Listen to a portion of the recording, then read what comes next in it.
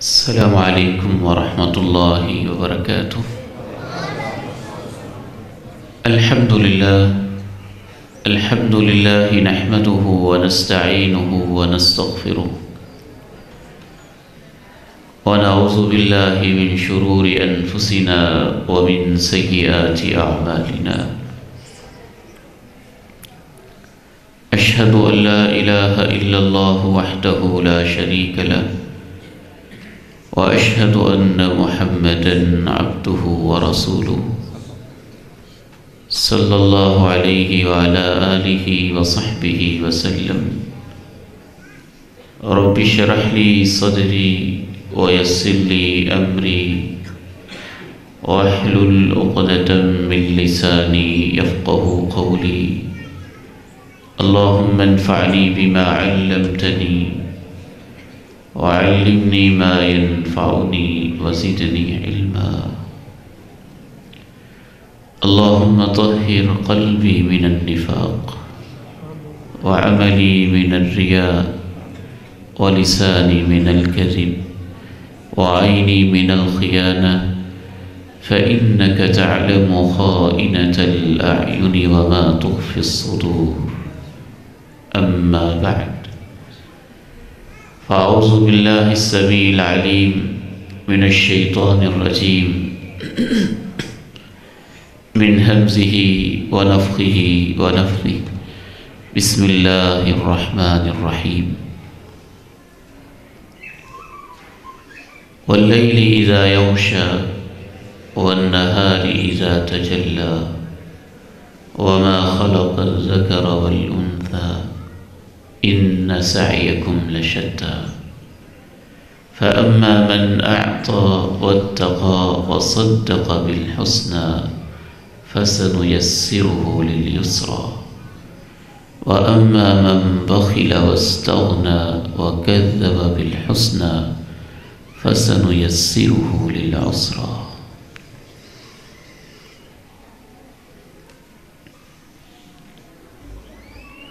جس طرح سے روزمرہ کی اشیاء میں ہم یہ مشاہدہ کرتے ہیں کہ ہر چیز میں اللہ تعالیٰ نے کچھ اثر رکھا ہوا ہے.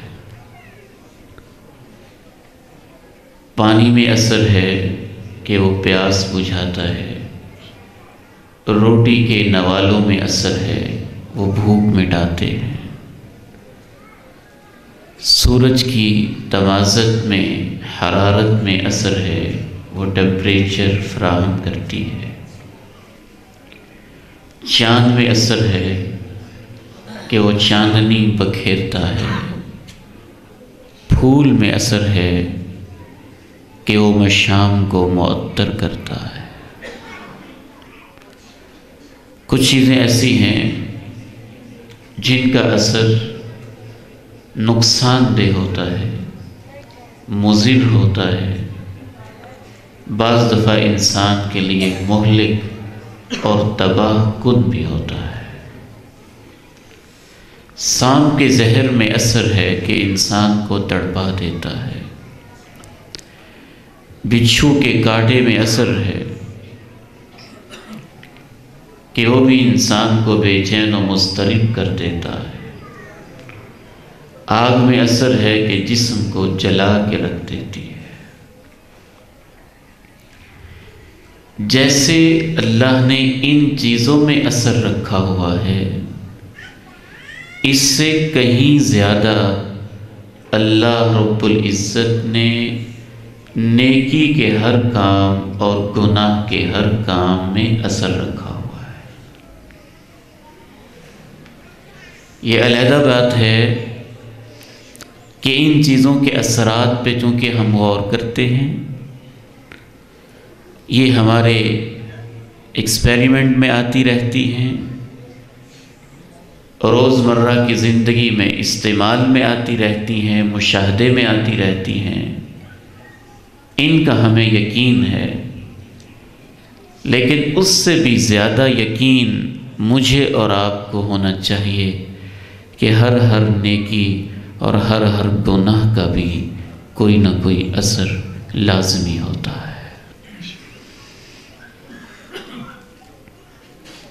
آج کی اس تربیتی اصلاحی پروکار اور عظیم الشان نشست میں اللہ کی توفیق سے ہم اسی موضوع کے اوپر گفتگو کریں گے۔ چونکہ یہ موضوع طویل ہے، میرا زیادہ فوکس اور زیادہ توجہ گناہوں کے اثرات پر رہے گی، اور کچھ انشاءاللہ تعالی نیکیوں کے اثرات بھی اشارتاً آپ کے سامنے عرض کرتا چلوں گا۔ نیکی اور گناہ کا سب سے پہلا اثر میرے اور آپ کے دل پر ہوتا ہے۔ یہ اثرات آپ نے ترتیب سے گنتے جانے۔ مجھ سے قبل میرے انتہائی پیارے اور فاضل بھائی، جن سے ہم اللہ کے لیے محبت کرتے ہیں، میاں یوسف حفظہ اللہ تعالی، آپ کو توجہ دلا رہے تھے کہ درس قرآن کا مطلب ہوتا ہے ایک لیسن، ایک سبق سیکھنا۔ حضرت قاری صاحب تشریف فرما ہیں، دیگر اہل علم بیٹھے ہیں۔ میں گزشتہ دنوں پڑھ رہا تھا، حضرت مولانا اسماعیل سلفی رحمہ اللہ شکوہ کر رہے تھے، فرما رہے تھے کہ بدقسمتی سے خطیب یہ سمجھتے ہیں کہ ہمارا کام بس بیان کرنا ہے، اور سامعین یہ سمجھتے ہیں کہ ہمارا کام تو بس سن لینا ہے، اور عمل سے دونوں ہی محروم رہتے ہیں۔ اللہ تعالی ہمیں اس محرومی سے محفوظ فرمائے۔ تو سب سے پہلا اثر دل پر ہوتا ہے۔ گناہ سے ایک داغ سا لگتا ہے، ایک دھبا لگتا ہے، پھر زنگ لگتا ہے، پھر زنگ بڑھتا جاتا ہے، بڑھتے بڑھتے ایمان کا نور کم ہونا شروع ہوتا ہے۔ انسان اگر گناہ پہ گناہ مزید کرتا چلا جائے تو پھر دل میں تاریکی ڈیرے ڈالتی ہے، اندھیرے چھا جاتے ہیں۔ انسان اور اگر اس وادی میں آگے بڑھتا جائے اور گناہ کی دنیا سے واپس نہ پلٹے تو پھر دل پتھر ہونا شروع ہو جاتا ہے۔ انسان اگر پھر بھی باز نہ آئے تو پھر دل ٹیڑھا ہونا شروع ہو جاتا ہے۔ انسان اگر پھر بھی باز نہ آئے تو دل الٹا ہونا شروع ہو جاتا ہے۔ انسان پھر بھی رکنے کا نام نہ لے تو آہستہ آہستہ دل مر جاتا ہے۔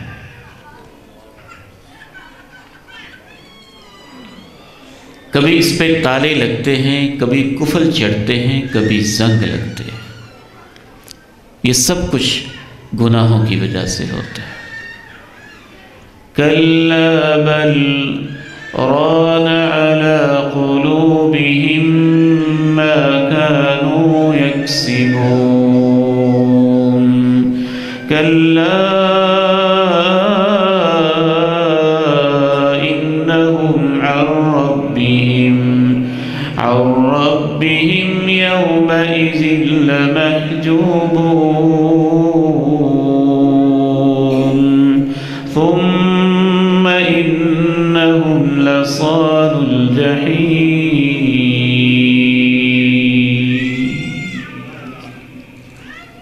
ان کے دلوں پہ زنگ چڑھ چکے ہیں ان حرکتوں کی وجہ سے جو یہ کرتے رہے ہیں۔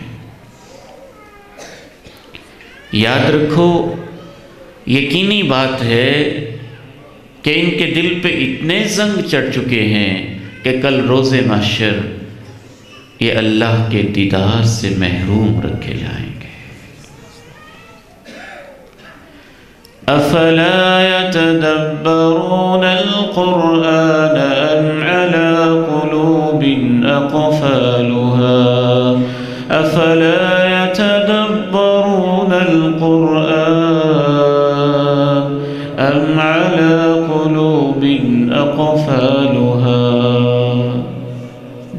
قرآن میں غور و فکر کیوں نہیں کرتے؟ کہیں ان کے دلوں پہ کوفل تو نہیں چڑھ گئے؟ پتہ چلتا ہے کہ دلوں پہ تالے بھی لگ جاتے ہیں، پھر ہدایت کی کوئی بات اندر جاتی ہی نہیں ہے۔ میں دوبارہ عرض کروں گا، کیا خوبصورت نصیحت تھی ہمارے فاضل بھائی کی، اور ان کی نصیحت کے دوران مجھے قرآن مجید کی یہ آیت بار بار یاد آ رہی تھی۔ اللہ کا پیغمبر بھی اگر درس قرآن دے رہا ہو اور مکہ جیسا شہر ہو اور المسجد الحرام ہو، اگر سننے والے نے اپنے دل کی ونڈوز ہی بند کی ہوئی ہیں تو اس کے اوپر کوئی اثر نہیں ہوگا۔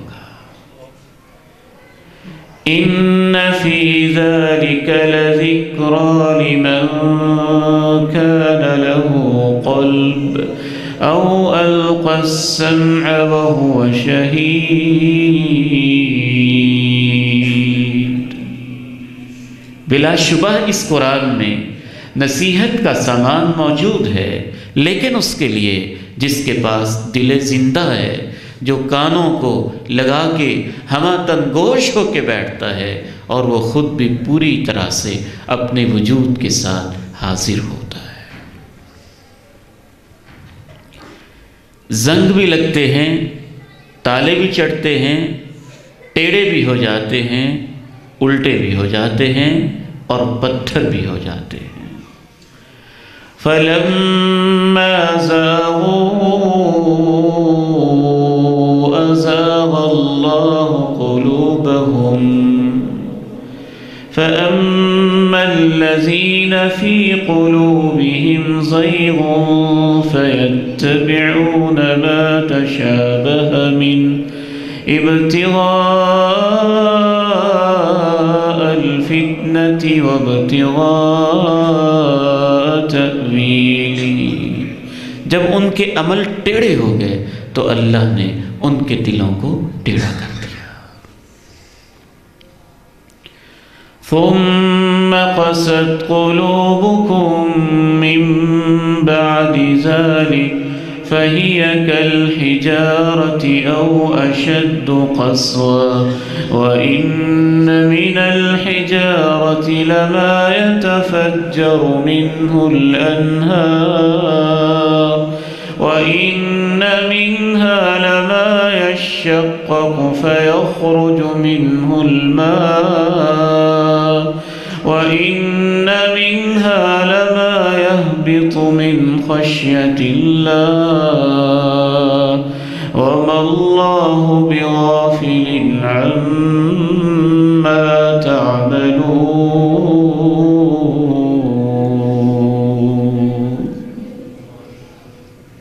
تمہارے دل پتھروں جیسے ہیں، بلکہ اس سے بھی سخت ہیں۔ قبر سے مردہ اللہ نے کھڑا کیا، قتل کا مقدمہ تھا۔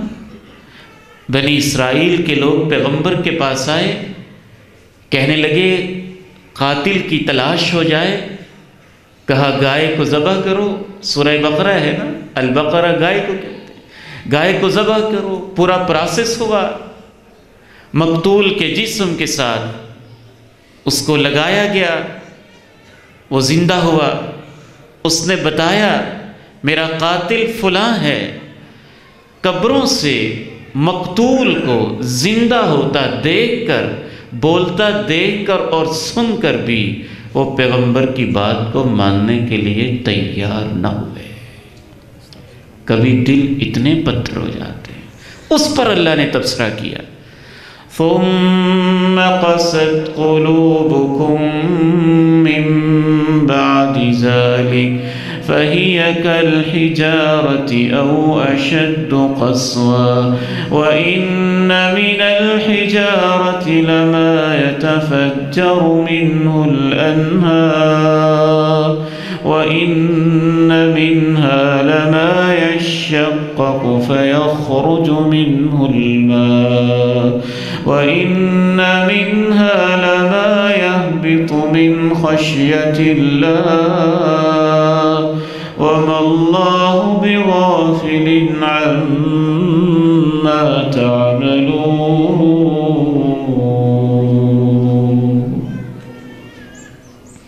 آخری سٹیج یہ ہوتا ہے کہ دل پہ مہر لگ جاتی ہے۔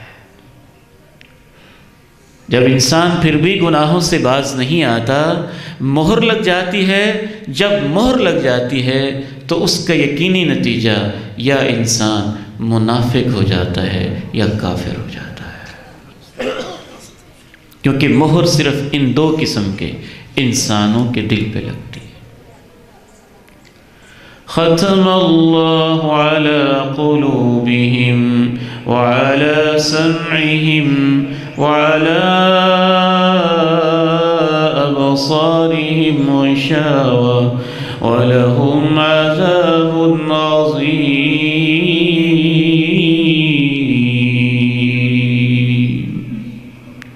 ان کے دلوں پہ مہر۔ تو سب سے پہلا اثر گناہ کا انسان کے دل پہ ہوتا ہے۔ نیکی کا اثر بھی دل پر ہی ہوتا ہے۔ جب انسان نیکی کرتا ہے تو دل میں روشنی آتی ہے، نور ملتا ہے، بصیرت ملتی ہے، یقین ملتا ہے، ایمان میں اضافہ ہوتا ہے، محبت بڑھتی ہے، اللہ سے تعلق بڑھتا ہے۔ بڑھتے بڑھتے بڑھتے انسان کے دل میں اتنی روشنی ہو جاتی ہے جس کا نقشہ اللہ نے سورہ نور میں کھینچا ہے کہ بندہ مومن کا دل نور علی نور ہو جاتا ہے۔ تو پہلا اثر تو دل پر ہوتا ہے۔ ایک مثال سے واضح کر کے بات کو آگے بڑھاؤں گا۔ آپ کا کیا خیال ہے کہ چور جب پہلے دن چوری کے لیے نکلتا ہے تو اس روز اس کے دل کی کیفیت، اور جب وہ 20 سال کے بعد پکا چور ہو جاتا ہے تو 20 سال کے بعد کیا اس کے دل کی کیفیت ایک جیسی رہتی ہے؟ زانی جب پہلی مرتبہ بے حیائی کا ارتکاب کرتا ہے تو اس وقت اس کے دل کی کیفیت، اور جب وہ بار بار عزتوں کو تار تار کرنے کا عادی ہو جاتا ہے تو 10 سال کے بعد اس کے دل کی کیفیت کیا ایک جیسی رہتی ہے؟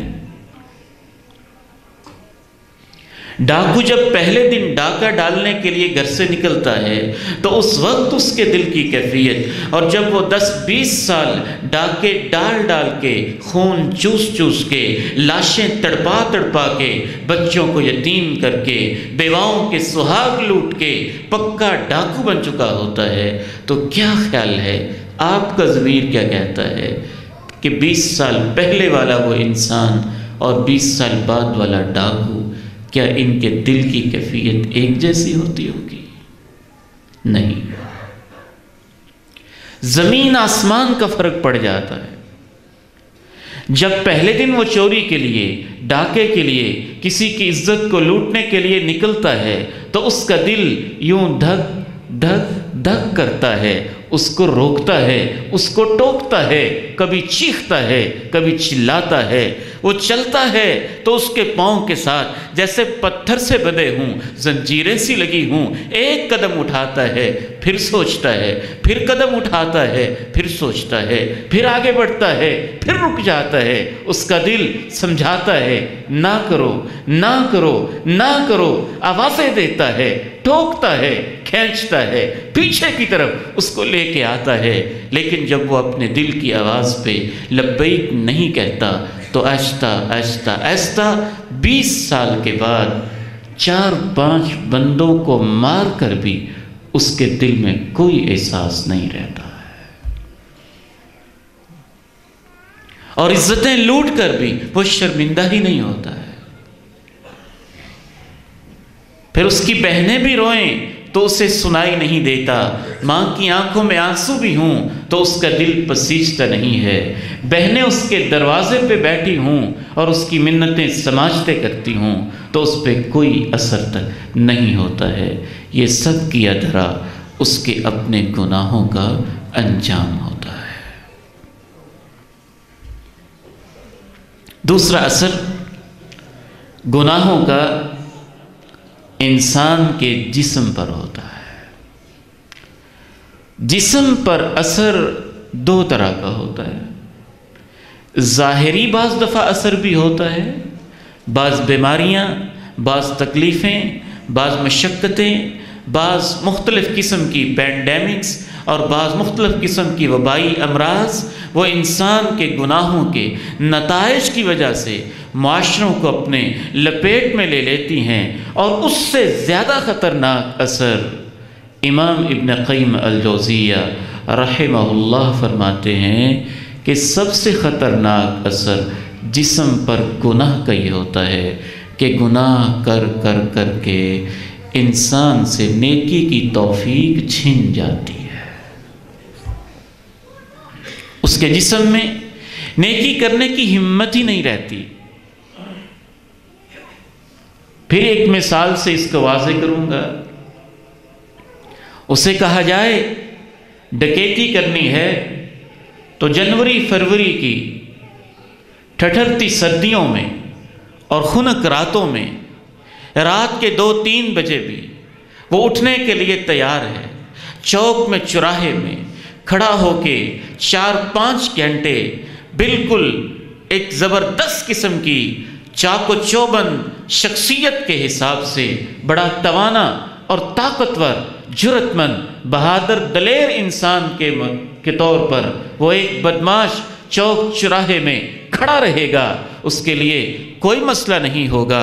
راتوں کو چھپ کے چوریاں کرنا اس کے لیے کوئی مسئلہ نہیں ہوگا۔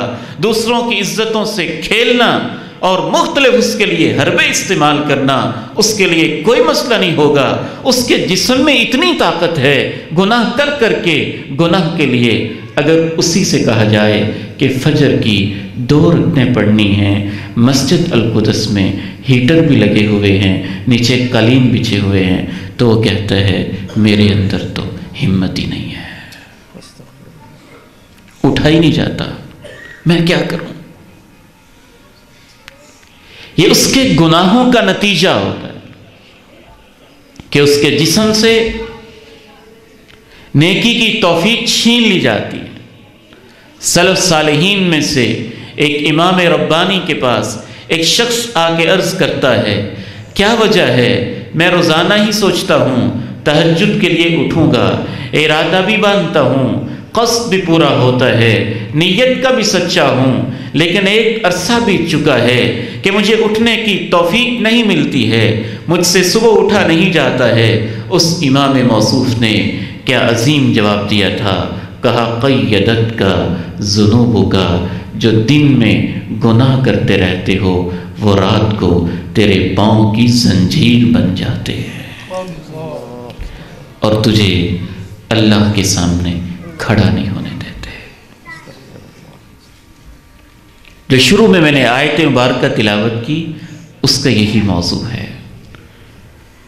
واللیل اذا یغشا والنہار اذا تجلی وما خلق الذکر والانثى ان سعیکم لشتی فاما من اعطى واتقى وصدق بالحسنى فسنيسره لليسرى وأما من بخل واستغنى وكذب بالحسنى فسنيسره للعسرى وما يغني عنه ماله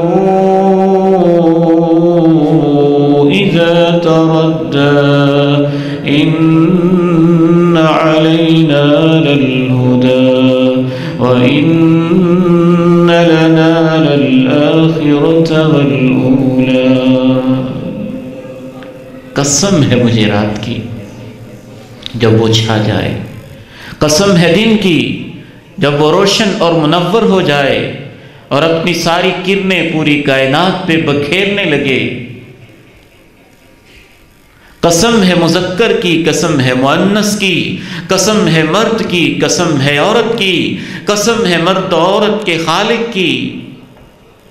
میں یہ قسمیں اٹھا کے کہتا ہوں، یقینی بات ہے کہ تمہاری کوششوں کے میدان مختلف ہیں، کوئی نیکی کے لیے کوشش کرتا ہے، کوئی برائی کے لیے کرتا ہے، کوئی اچھے کاموں کے لیے کرتا ہے، کوئی کبھی حرکتوں کے لیے کرتا ہے، کوئی عزتوں کو سنبھالنے کے لیے کرتا ہے، کوئی عزتوں کو لوٹنے کے لیے کرتا ہے، کوئی رزق حلال کے جتن میں ہے، کوئی حرام کمانے کی کوششوں میں ہے، کوئی سود پہ لگا ہوا ہے، کوئی زکوٰۃ دینے پہ لگا ہوا ہے، کوئی لٹیرا بنا ہوا ہے، اور کوئی اللہ کی راہ میں تقسیم کرنے پہ لگا ہوا ہے۔ کسی کی زبانیں مساجد و مدارس کے خلاف زہر اگل رہی ہیں، اور کوئی اپنا سب کچھ مساجد و مدارس، قرآن اور علماء کے لیے لٹانے کے لیے تیار بیٹھا ہے۔ یقیناً تمہاری کوششیں مختلف ہیں، سن لو پھر ان کے نتیجے بھی مختلف ہیں۔ فَأَمَّا مَنْ أَعْطَى وَاتَّقَى وَصَدَّقَ بِالْحُسْنَى، جس نے یہ عادت بنا لی کہ اللہ کی راہ میں دیتا رہتا ہے، جس نے عادت بنا لی اس کے سینے میں رب کا خوف ہوتا ہے، جس نے عادت بنا لی سچی باتوں کو مان لیتا ہے، فَسَنُيَسِّرُهُ لِلْيُسْرَى، ہم اس کے لیے جنتوں کی راہیں آسان کر دیتے ہیں، اس کے لیے نیکیاں کرنا آسان ہو جاتا ہے۔ وَأَمَّا مَنْ بَخِلَ وَاسْتَغْنَى، جو جس کی عادت ہو گئی کہ وہ بخیل ہے، جس کی عادت ہو گئی لاپرواہ ہو کے رہتا ہے، جس کی عادت ہو گئی کذب بالحسنى، سچی بات کو مانتا ہی نہیں، فَسَنُيَسِّرُهُ لِلْعُسْرَى، ہم اس کے لیے سب سے تنگ راہیں اس کے لیے کھول دیتے ہیں، ان راہوں پہ اسے چلا دیتے ہیں، وہ جہنم کی راہوں پہ چلتا ہے۔ تو دوسرا نتیجہ جسم پر ہوتا ہے، اس کو امام ابن قیم رحمہ اللہ نے نام دیا ہے التوفیق والخذلان، کہ کسی کو اللہ کی توفیق مل جاتی ہے نیکی کے کاموں کے لیے، اور کسی سے یہ توفیق چھن جاتی ہے، جسم کے اوپر اس طرح سے گہرا اثر مرتب ہوتا ہے۔ والد گرامی، اللہ تعالیٰ ان کو جنت میں اعلیٰ مقام عطا فرمائے۔ 80 سال کی عمر میں تقریباً ایک صاحب ان کے پاس بیٹھ کے مجبور کرنے لگے۔ کچھ شاگرد ہوتے نا بڑے چہیتے اور ضد پر بھی آ جاتے، کہنے لگے بابا جی، استاد جی ہمیں بتائیں آپ کتنی تلاوت کرتے؟ کہنے لگے بیٹا آپ کو اس سے کیا ہے، بس آپ تلاوت کیا کرو۔ کہنے لگے نہیں جی بتائیں، نہیں بتائیں جی، حتیٰ کہ اس نے قسم ڈال دی، کہنے لگا میں آپ کو اللہ کی قسم دیتا ہوں، مجھے بتائیں اور اس نیت سے بتائیں تاکہ ہمارے اندر شوق پیدا ہو۔ تو 80 سال کی عمر میں بھی تقریباً والد گرامی نے کہا کہ بیٹا کوئی 10 پارے ہو ہی جاتے ہیں۔ حضرت شیخ ثناء اللہ مدنی رحمہ اللہ، اللہ ان کی قبر پہ کروڑوں رحمتیں نازل فرمائے۔ میں خود ان کی زیارت کے لیے ان کے پاس کئی دفعہ حاضر ہوا، گزشتہ سال کی بات ہے۔ میں گھر گیا تو شیخ محترم موبائل پہ بزی ہیں، کہنے لگے کہ میں امام ابن حبان کی التقاسیم والانواع موبائل کے اوپر عرب علماء کو میں صحیح ابن حبان پڑھا رہا تھا، مسند احمد پوری پڑھا دی، صحیح ابن حبان پڑھا دی۔ ایک مجلس میں ان کے شاگرد بیان کرتے ہیں کہ شیخ کو صبح کا ناشتہ شاید وہ بھی ہم پوری طرح سے نہ کروا سکے، ہمارا یہ ذہن تھا کہ جہاں حدیث کی مجلس ہے وہاں ہم جا کے ناشتہ کریں گے۔ انہوں نے کہا شاید ناشتہ کر کے کھانا کھا کے آئے ہیں، صبح حدیث کی مجلس شروع ہوئی، صرف نماز کے لیے اٹھے اور رات کے 10 بجے تک حدیث کی قرات چلتی رہی۔ کہتے حتیٰ کہ مجھے شیخ پہ ترس آیا اور میں نے میزبانوں کو بتایا کہ شیخ نے تو کھانا بھی نہیں کھایا ہوگا، بس کر دیں۔ نیکی کریں گے تو نیکیوں کی توفیق ملے گی۔ یہ کیسا بہانہ ہے؟ ایک نوجوان بیٹے سے کہتے ہیں نماز پڑھا کریں، وہ کہتا ہے دعا کر دیں۔ بھی آپ پڑھیں گے نہیں تو ہماری دعا پہ کیا اثر ہوگا؟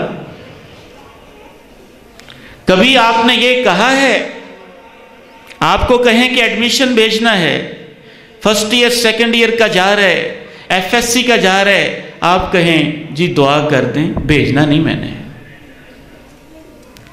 یہ بیوقوفی تو کوئی نہیں کرتا۔ کبھی کسی نے یہ کہا ہے کہ دکان تو میں نہیں کھولوں گا، دعا کر دیں اللہ برکت ڈال دے، ویسے میں تالا لگا کے رکھوں گا۔ تو آپ جب وضو کریں گے نہیں، آپ جب مسجد میں آئیں گے نہیں، آپ جب قرآن کھولیں گے نہیں، آپ کے قدم جب چل کے ادھر آئیں گے نہیں، آپ محنت کریں گے نہیں، تو اللہ آپ کو زبردستی اپنی راہوں کی طرف نہیں لے کے آئے گا۔ اللہ کے دین میں غیرت ہے، اللہ کے دین میں حمیت ہے۔ اللہ تو اپنا دین ان کو دیتا ہے جو بڑی تڑپ کے ساتھ اللہ کے دین کی طرف آتے ہیں، پھر اللہ ان کے لیے راہیں کھول دیتا ہے۔ وَالَّذِينَ جَاهَدُوا فِينَا لَنَهْدِيَنَّهُمْ سُبُلَنَا، جو ہمیں پانے کی کوشش کرتے ہیں ان کے لیے ہم اپنی راہیں کھول دیتے ہیں۔ تیسرا اثر گناہ کا ہماری اولادوں پر ہوتا ہے، بیٹوں پر ہوتا ہے، بیٹیوں پر ہوتا ہے، پوتوں پر ہوتا ہے، پوتیوں پر ہوتا ہے، نواسوں پر ہوتا ہے، نواسیوں پر ہوتا ہے، حتیٰ کہ ہماری نسلوں پر ہوتا ہے۔ یہ اللہ کے نبی علیہ السلام کی حدیث نہیں ہے، ایک اسرائیلی روایت ہے۔ امام ابن قیم الجوزیہ رحمہ اللہ نے اپنی کتاب میں اسے لکھا ہے، فرماتے ہیں اوحى اللہ الی نبی من الانبیاء، اللہ نے نبیوں میں سے ایک نبی کی طرف یہ پیغام بھیجا کہ اپنی امت کو جمع کرو اور اپنی امت کو بتاؤ انی اذا اطیعت رضیت و اذا رضیت رحمت ورحمتی تبلغ السابع من الولد، اپنی امت کو جمع کر کے بتاؤ جب لوگ نیکیاں کرتے ہیں، میری اطاعت کے کام کرتے ہیں، میری فرما برداری کرتے ہیں تو میں ان پہ راضی ہو جاتا ہوں، جب میں راضی ہو جاتا ہوں میں اپنی رحمتیں بھیجتا ہوں، اور جب میں رحمتیں بھیجتا ہوں تو میری رحمت کا اثر کبھی ان کی 7ویں نسل تک بھی چلا جاتا ہے۔ وَإِذَا عُصِيتُ غَضِبْتُ، جب میری نافرمانیاں بغاوتیں ہوتی ہیں تو میں ناراض ہو جاتا ہوں۔ وَإِذَا غَضِبْتُ لَعَنْتُ، جب میں غضب میں آتا ہوں پھر میں لعنت اور پھٹکار بھیج دیتا ہوں۔ وَلَعْنَتِي تَبْلُغُ السَّابِعَ مِنَ الْوَلَدِ، اور کبھی میری لعنت کا اثر بھی 7ویں نسل تک چلا جاتا ہے۔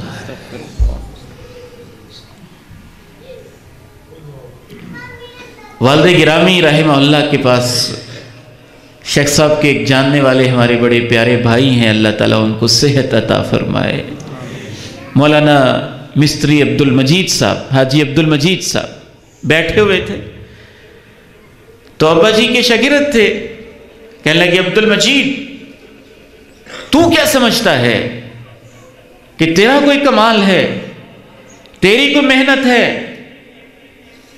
اس لیے تیری عزت ہے، فلاں ادارے والا تجھ سے محبت کرتا ہے، فلاں ادارے والا تجھ سے محبت کرتا ہے، فلاں ادارے والا تجھ سے محبت کرتا ہے، فلاں لوگ تجھ سے محبت کرتے ہیں، کبھی نہ سمجھنا تیرا کمال ہے۔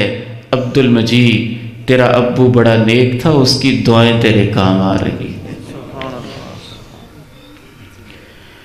وَكَانَ أَبُوهُمَا صَالِحًا فَأَرَادَ رَبُّكَ أَن يَبْلُغَا أَشُدَّهُمَا وَيَسْتَخْرِجَا كَنزَهُمَا رَحْمَةً مِّن رَّبِّي وَمَا فَعَلْتُهُ عَنْ أَمْرِي۔ سورہ کہف ہے، جناب موسیٰ جناب خضر دونوں عظیم ہستیاں ایک دیوار کی چنائی کر دیتے ہیں اور اس کے فلسفہ اور حکمت بیان کرتے ہوئے کہتے ہیں کہ اللہ نے وقت کے ایک نبی کو دوسرے نبی یا ولی کو اتنے لمبے فاصلے اس لیے طے کروائے ہیں کہ یہ دیوار ایک نیک بندے کی دیوار تھی۔ اللہ نے چاہا کہ اس کی نیکیوں کا فائدہ اس کی اولاد کو بھی ہو جائے، بشرطے کہ اولاد ان راہوں پہ چلے۔ اور بعض دفعہ گناہوں کا اثر نسلوں تک ہو جاتا ہے، نسلوں تک ہو جاتا ہے۔ یہ جو پوری دنیا کے اندر آج یہودی تباہی مچائے ہوئے ہیں، شاطر ہیں، پرلے درجے کے چالاک ہیں، انتہا درجہ کے خباثت کے اندر الجھے ہوئے لوگ، اور پوری کائنات کو اور پوری دنیا کو انہوں نے آگے لگا رکھا ہے، تو یہ بلا وجہ ہی نہیں ہے۔ ان کے آباء و اجداد کی شکلوں کو اللہ نے بندر اور خنزیر کی شکلوں میں بدلا۔ وہ نبیوں کے قاتل رہے، نبیوں کو شہید کرتے رہے، یہ انہی کی راہوں پہ چل رہے ہیں، اور ان کی لعنتیں پلس ان کی لعنتیں ان کے اوپر جمع ہو گئی ہیں۔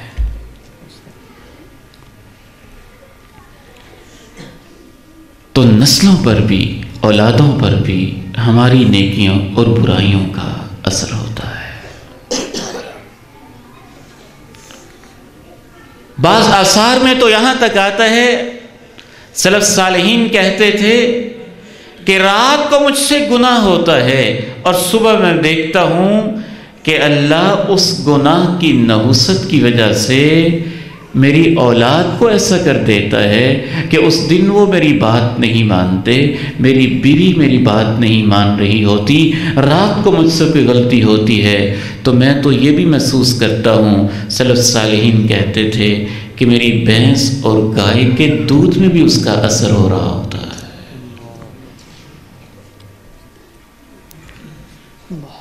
ان کی حصیں درست تھیں، ایمان سلامت تھے، دل کے آئینے صاف اور شفاف تھے، وہ گناہوں کے اثرات کو محسوس کر جاتے تھے، اور ہمارے دل اتنے تاریک ہو چکے ہیں کہ ہم گناہوں کے اثرات کو محسوس بھی نہیں کرتے، یا ہوتے ہی اتنے ہیں کہ پتہ بھی نہیں چلتا کہ یہ سزا کس گناہ کی پاداش میں ہے۔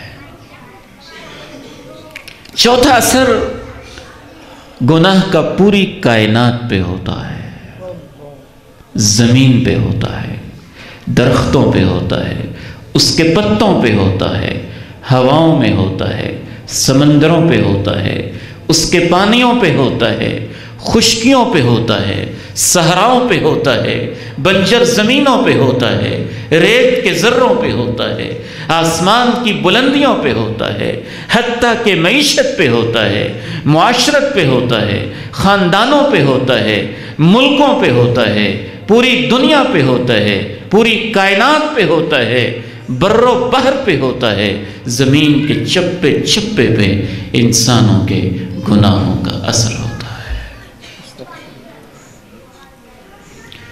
شیخ الاسلام امام ابن تیمیہ رحمہ اللہ کے عظیم شاگرد، اللہ ہمیں بھی اپنے شاگردوں پہ محنت کرنے کی توفیق عنایت فرما دے، اور وہ ہمارے لیے صدقہ جاریہ بن جائے۔ کیا علم تھا شیخ الاسلام کا، اور کیا شاگرد تیار کیے۔ امام ابن قیم الجوزیہ رحمہ اللہ تعالیٰ فرماتے ہیں الجواب الکافی میں، اگر تمہیں اندازہ نہیں گناہ کا اثر کیا ہوتا ہے تو کبھی دیکھو تو صحیح، کبھی غور تو کرو، انسانی تاریخ تو پڑھو، تاریخ میں جو بھی مصیبت آئی ہے انسانوں کے انفرادی یا اجتماعی گناہوں کی وجہ سے آئی ہے۔ قوم لوط پہ اوپر اگر پتھروں کی بارش ہوئی ہے تو گناہوں کی وجہ سے ہوئی ہے، قوم عاد اور قوم سمود کو تباہ کیا گیا ہے تو گناہوں کی وجہ سے کیا گیا ہے، قوم نوح کے اوپر اگر سمندر ببھر پڑے ہیں اور ان کو غرق کر دیا گیا ہے تو گناہوں کی وجہ سے کیا ہے، قوم فرعون کو اگر تباہ و برباد کیا گیا ہے تو ان کے گناہوں کی وجہ سے کیا گیا ہے۔ فرماتے ہیں قرآن تو سارا بڑا پڑا ہے کہ جس قوم پر بھی عذاب آیا ہے ان کے کسی گناہ کی وجہ ہی سے آیا ہے۔ وَمَا أَصَابَكُم مِّن مُّصِيبَةٍ فَبِمَا كَسَبَتْ أَيْدِيكُمْ وَيَعْفُو عَن كَثِيرٍ وَمَا أَنتُم بمعجزين في الأرض وما لكم من دون الله من ولي ولا نصير.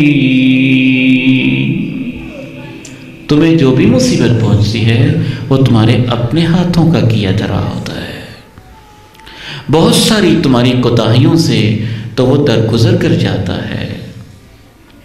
تم ایسے تو نہیں ہو کہ میری زمین پہ میری بغاوت بھی کرو اور پھر مجھے بے بس کر دو.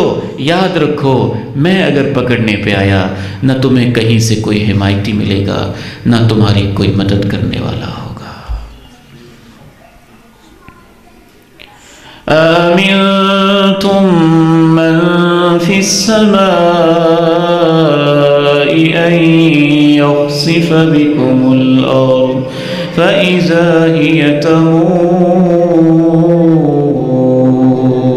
أم أمنتم من في السماء أن يرسل عليكم حاصبا فستعلمون كيف نذير.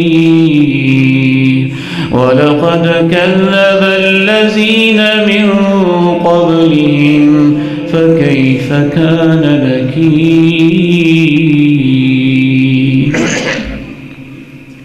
تم اتنے نہ ڈر ہوگے اس ہستی سے جو آسمانوں میں ہے اور جس نے زمین کو تھاما ہوا ہے. اگر وہ چاہے تو تمہیں زمین کے اندر دنسا دے اور یہ یوں ہلنے لگے حرکت میں آ جائے. تم نہ ڈر ہوگے اس ہستی سے جو آسمانوں میں ہے کہ تمہارے اوپر پتھروں کی بارش برسا دے. پھر تمہیں پتہ چل جائے کہ میری تنبیہیں میرا ڈرانا کیسا رہا. تم سے پہلے لوگوں نے جھٹلا کے دیکھ لیا. تمہیں یاد نہیں کہ ان کا انجام کیا ہوا تھا. ظهر الفساد في البر والبحر بما كسبت أيدي الناس ليذيقهم بعض الذي عملوا لعلهم يرجعون. خشکی میں بھی فساد ہو چکا اور تری کے اندر بھی فساد رونما ہو چکا ہے انسانوں کی کمائیوں کی وجہ سے، تاکہ ان کی کچھ غلطیوں کا ان کو مزہ چکھائے تاکہ وہ واپس لوٹ آئے. خصوصاً اللہ کے پیارے نبی علیہ السلام نے تو چند گناہوں کا نام لے لے کر بتایا. وقت اجازت نہیں دیتا، میں اشارہ کرتے ہوئے بات کو آگے بڑھاؤں گا. رشتوں کو توڑنا ایسا گناہ ہے کہ دنیا ہی میں اس کی کوئی نہ کوئی سزا آپ کو بھگتنی پڑ جائے گی. ناپ تول میں کمی کرنا ایسا گناہ ہے کہ دنیا ہی کے اندر کوئی نہ کوئی سزا بھگتنی پڑ جائے گی. زکوٰۃ نہ دینا ایسا گناہ ہے دنیا ہی میں کوئی نہ کوئی بحران اس کی وجہ سے انسانوں پہ آ جاتا ہے. قرآن کو چھوڑ دینا، قرآن کو چھوڑ دینا، اللہ کے قرآن کو چھوڑ دینا، ایوانوں میں چھوڑنا، پارلیمنٹ میں چھوڑنا، عدالتوں میں چھوڑنا، کورٹ میں، کچہریوں میں قرآن کو نظر انداز کر دینا. سکولز میں، کالجز میں، یونیورسٹی میں، جامعات میں، اداروں میں، چوک میں، گلیوں چوکوں چراہوں میں اللہ کے قرآن کو پس پش ڈال دینا ایسا گناہ ہے کہ جس کی وجہ سے معاشرے کے اندر انتشار پیدا ہوتا ہے، فرقہ واریت پھیلتی ہے. تو قرآن کو چھوڑنے کی وجہ سے بحران آتے ہیں، زکوٰۃ نہ دینے کی وجہ سے.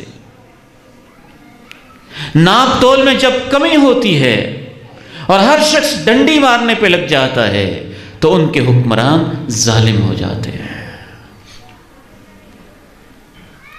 بے شمار گناہ آپ نے گنوائے. ظلم کرنا ایسا گناہ ہے جس کا کوئی نہ کوئی نتیجہ دنیا کے اندر ضرور رونما ہوتا ہے. تو سب سے پہلا اثر گناہوں کا دل پر ہوتا ہے. دوسرا اثر جسم پر ہوتا ہے. تیسرا اثر معاشرے پر، سوسائٹی پر ہوتا ہے. چوتھا اثر اولادوں پر ہوتا ہے، پانچواں اثر پوری کائنات پہ ہوتا ہے، بر و بحر پہ ہوتا ہے، خشکی تری میں ہوتا ہے، ایک ایک پیداوار پہ ہوتا ہے۔ چھٹا اثر آخری انشاءاللہ 10 منٹ میں اپنی گفتگو کو سمیٹتا ہوں اور آخری کلمات کی طرف بڑھتے ہیں۔ یہ تو وہ اثرات ہیں جو دنیا میں رونما ہوتے ہیں، عالم برزخ میں، عالم قبر میں، عالم آخرت میں، عالم حشر میں تو گناہوں کے اثرات انسان کو اپنے سامنے ایک ایک کر کے دکھائی دیتے ہیں۔ امام غزالی رحمہ اللہ تعالی فرماتے ہیں کہ قبر کے جو سانپ اور بچھو ہوتے ہیں وہ اصل میں ہمارے گناہوں کے اثرات ہی تو ہوتے ہیں۔ موت کی جو سختیاں ہوتی ہیں وہ ہمارے گناہوں کے اثرات ہی تو ہوتے ہیں۔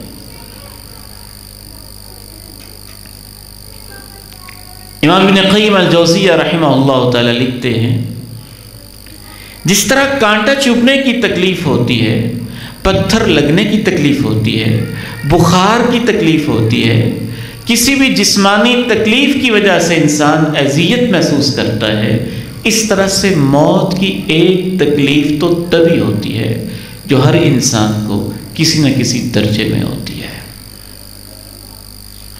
جسم و روح کا جب رشتہ ٹوٹتا ہے تو وہ ایک طبی تکلیف ہر انسان کو ہوتی ہے،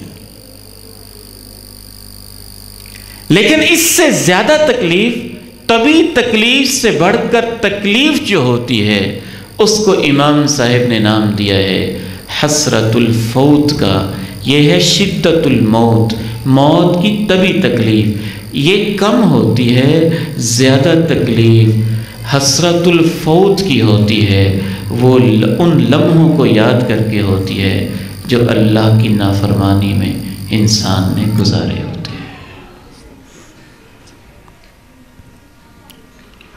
یا ایھا الذین آمنوا لا تلہکم اموالکم ولا اولادکم عن ذکر اللہ ومن یفعل ذلک فاولئک هم الخاسرون وانفقوا مما رزقناكم من قبل أن يأتي أحدكم الموت فيقول رب لولا أخرتني إلى أجل قريب فأصدق وأكن من الصالحين۔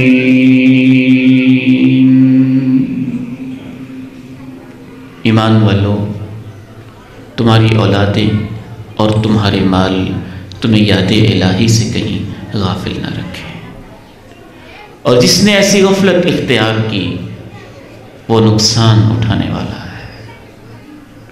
اس وقت کے آنے سے پہلے پہلے کہ تمہارے اوپر موت کے لمحات آ جائیں، جو ہم نے تمہیں دیا ہے اس میں سے خرچ کرو، کہیں تمہیں ایسا نہ کہنا پڑے اے میرے رب تو نے مجھے تھوڑی سی مہلت اور دی ہوتی تو میں صدقہ کرتا اور میں نیک لوگوں میں شامل ہو جاتا، لیکن جب کسی کا وقت آ جاتا ہے اللہ اسے مہلت نہیں دیا کرتا ہے۔ اللہ کو سب پتہ ہے جو تم کر رہے ہو۔ قرآن تو عجیب کلام ہے اللہ کا، کیا اس کے اندر گہرائی ہے۔ مبارکباد کے مستحق ہیں میرے بہت ہی پیارے بھائی قاری مقصود صاحب، اللہ ان کی زندگی میں برکتیں عطا فرمائے، مسجد کی انتظامیہ اور منتظمین، اور وہ بیٹیاں جنہوں نے ان سے پڑھا، اور وہ بیٹے جنہوں نے کچھ لمحات قرآن کے سائے میں گزارے۔ انشاءاللہ میرا ایمان یہ کہتا ہے کہ قرآن جیسی تاثیر تو اللہ نے کسی نیکی میں رکھی ہی نہیں ہے۔ برکت ہی برکت ہے، جہاں پڑھا جائے برکت ہی برکت، جگہ میں برکت، ان سینوں میں برکت، زندگیوں میں برکت، وقت میں برکت، عمر میں برکت۔ سلف صالحین کہتے تھے جب کام زیادہ جمع ہو جاتے ہیں تو میں قرآن کی تلاوت میں اضافہ کر دیتا ہوں، جب میں اضافہ کر دیتا ہوں تو قرآن کی برکت سے میرے سارے کام سمٹ جاتے ہیں۔ برکت ہے نا اس میں، یہ مبارک کتاب ہے۔ میرے وہ بیٹے، میرے وہ عزیز، میری وہ بیٹیاں ایف ایس سی کے لیے، بی ایس کے لیے، ایم ایس کے لیے، ایم فل کے لیے، میں نے بیچاری معصوم بیٹیوں کو فجر کی نماز سے پہلے روڈوں پہ کھڑے دیکھا ہے کہ ایف ایس سی کرنی ہے، بی ایس سی کرنی ہے، اور اللہ کے قرآن کے لیے نہ باپ اٹھاتا ہے نہ ماں اٹھاتی ہے۔ سینکڑوں ایسے بچے ہیں اور سینکڑوں ایسی بیٹیاں ہیں، 2-2 سال، 4-4 سال، جب تک ان کا ڈگری کا پروگرام چلتا ہے، ان کا بس کا وہ پوائنٹ اتنی جلدی آتا ہے، نہ کالج کو فکر ہے ان کی نماز کی، نہ والدین کو فکر ہے ان کی نماز کی، نہ انہیں فکر ہے ان کی نماز کی، نہ ان کے اساتذہ کو فکر ہے ان کی نماز کی۔ سردیوں کے پورے سیزن میں بعض دفعہ بچیاں فجر کی نماز مسلسل چھوڑتی ہیں، اور باقاعدہ مجھ سے سوال کیے جاتے ہیں، پوچھتے ہیں لوگ۔ تو میں کہتا ہوں اپنے حقوق کے لیے آپ اتنا کچھ کر لیتے ہیں تو آپ سارے مسلمان ہیں، جمع ہو کے کالج کے پرنسپل سے کیوں نہیں کہتے کہ پوائنٹ آتا ہے ٹھیک ہے، آئے ٹائم پہ، 15 منٹ پہلے آئے، راستے میں فلاں جگہ پہ ہم رکیں گے، نماز ادا کریں گے؟ اتنی جرت کیوں نہیں ہے؟ نماز کی اتنی فکر کیوں نہیں ہے؟ قرآن مجید کے ساتھ یہ تعلق کیوں نہیں ہے؟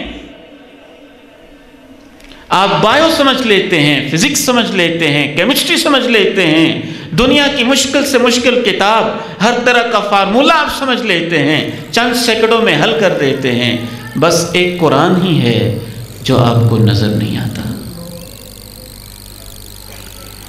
وَمَنْ أَعْرَضَ عَنْ ذِكْرِي فَإِنَّ لَهُ مَعِيشَةً ضَنكًا وَنَحْشُرُهُ يَوْمَ الْقِيَامَةِ أَعْمَى قَالَ رَبِّ لِمَ حَشَرْتَنِي أَعْمَى وَقَدْ كُنْتُ بَصِيرًا قال كذلك أتتك آياتنا فنسيتها وكذلك اليوم تنسى۔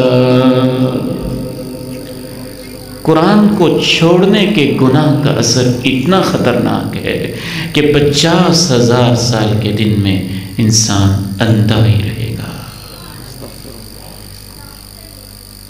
اور اس کو سینے سے لگانے کا اتنا اثر ہے کہ انشاءاللہ اس کے سینے میں بھی نور ہے، اس کی قبر میں بھی نور ہے، میدان محشر میں بھی نور ہے۔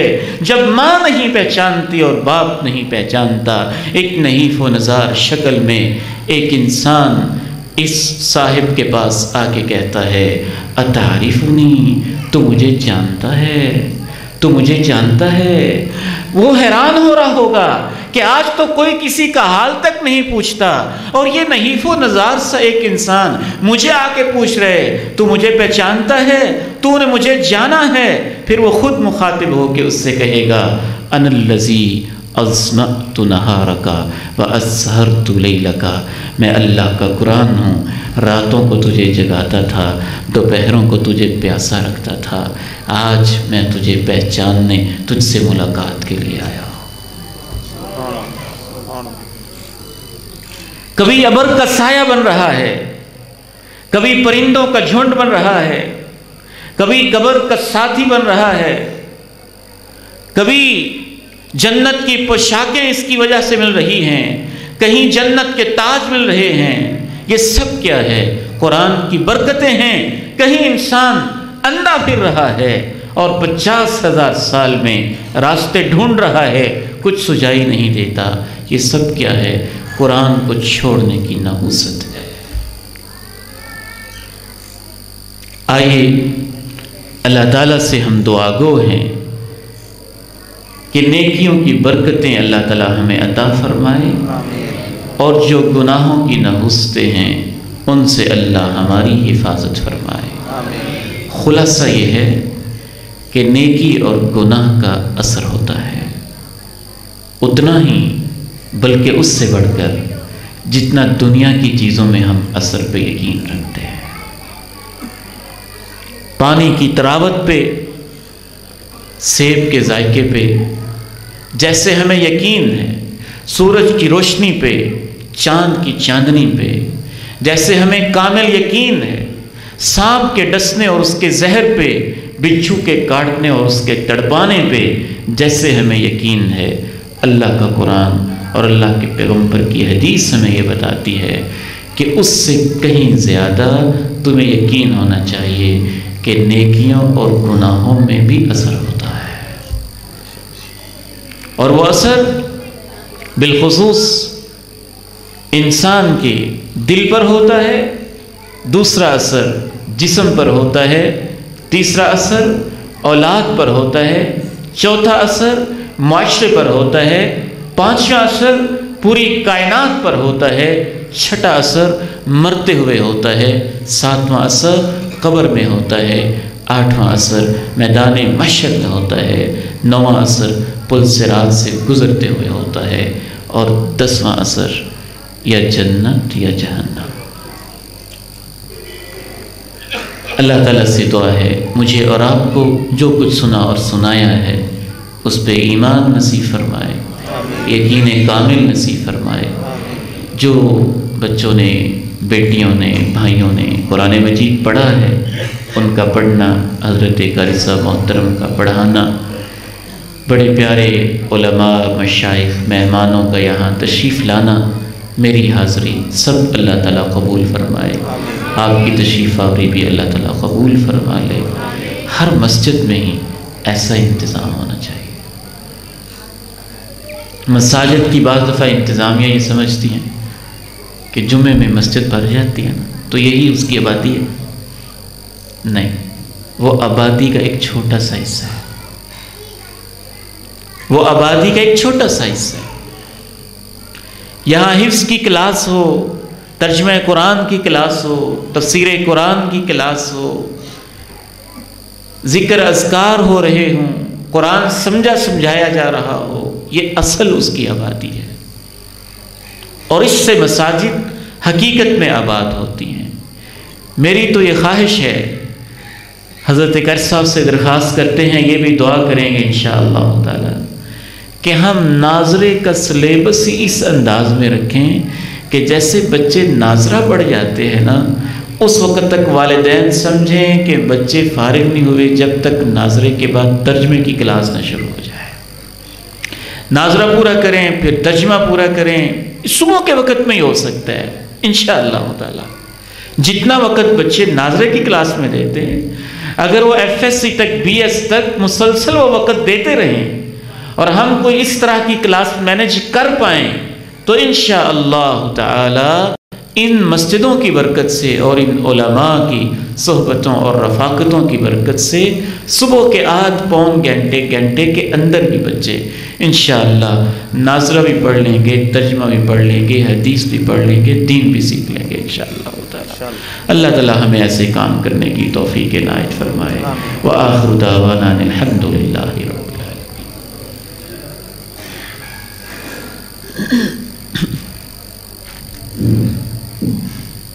محترم قاری ادریس صاحب سے درخواست ہے کہ وہ دعا فرمائیں۔ وہ آپ سے ریکویسٹ کر رہے ہیں ادریس صاحب کی، آپ کیا نہیں، شیخ صاحب سے دعا کروانی ہے۔ آج شیخ ادھر آ جائیں۔ بسم اللہ الرحمن الرحیم۔ یا رب لک الحمد کما ینبغی لجلال وجهک وعظیم سلطانک۔ اللهم إنا نسألك بأننا نشهد أنك أنت الله لا إله إلا أنت كفوا أحد. اللهم إنا نسألك بأن لك الحمد لا إله إلا أنت وحدك لا شريك لك المنان يا بديع السماوات والأرض يا ذا الجلال والإكرام يا ذا الجلال والإكرام يا ذا الجلال والإكرام. اللهم صل على محمد وعلى آل محمد كما صليت على إبراهيم وعلى آل إبراهيم إنك حميد مجيد. اللهم بارك على محمد وعلى آل محمد كما باركت على إبراهيم وعلى